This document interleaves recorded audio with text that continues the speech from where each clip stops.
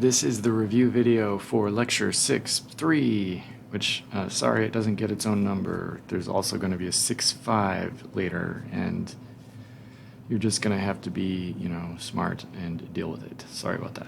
So, bacterial toxins. The whole point of this little tiny set of slides is to show you what bacteria do when they are causing a disease.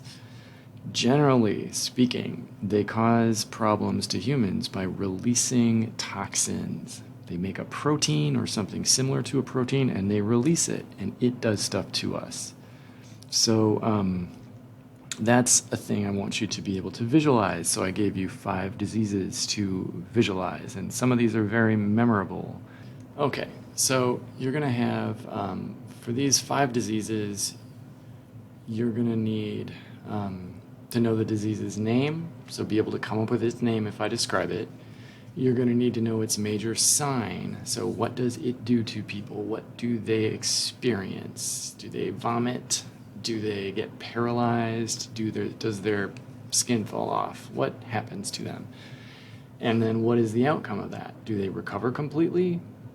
Do they recover completely if they have medical attention? Or do they not recover? And generally speaking, all of these diseases, if a person has medical attention, they probably will recover completely. 2 of these diseases, people will recover with or without medical attention because they are, so to speak, minor. And then the last thing to know about these diseases is the major risk factor or route of exposure. How do people get these diseases? How do these bacteria get into a person, and or how does the toxin get into a person? So the diseases, all of these are caused by exotoxins. So this is something you need to know what it is.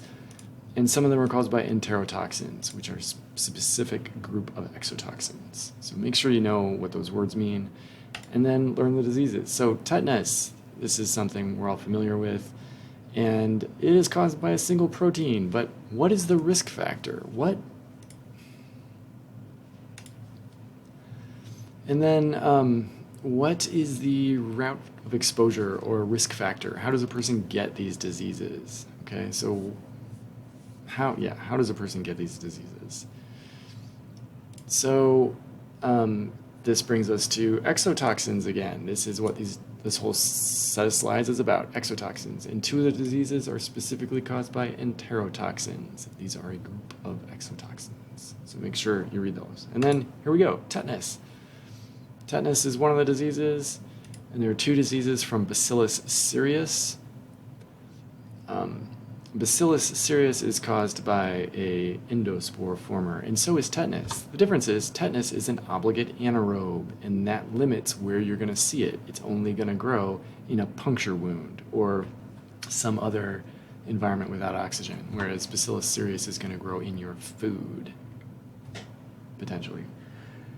So those 2 diseases, one of them is food poisoning. Well, what does that mean? And what is an infection? What's the difference between food poisoning and an infection? The difference is, infection, by definition, is a situation where microbes grow in a host or on a host. Food poisoning is not that. In food poisoning, what gets you sick is a toxin you eat.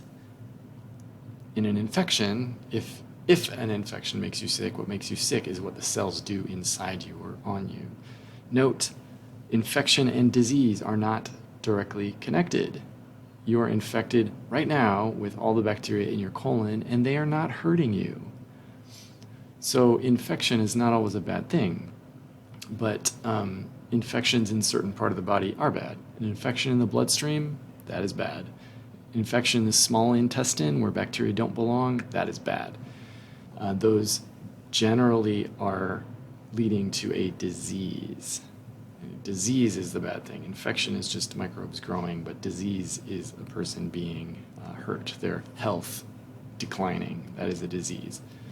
So one of the Bacillus cereus diseases is food poisoning, and the other comes from an intestinal infection. And then there's cholera.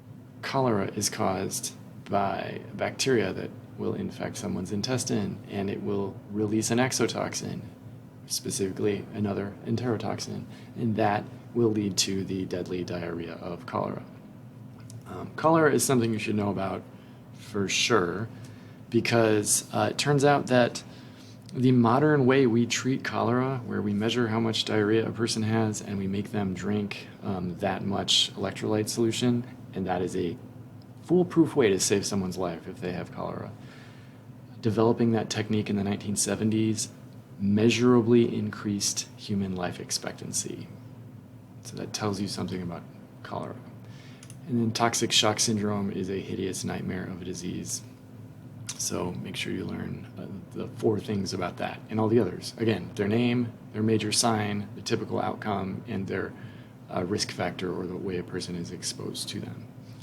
Okay, that's the brief review of lecture 6.3, bacterial toxins. So good luck, and I'll see you at the next video.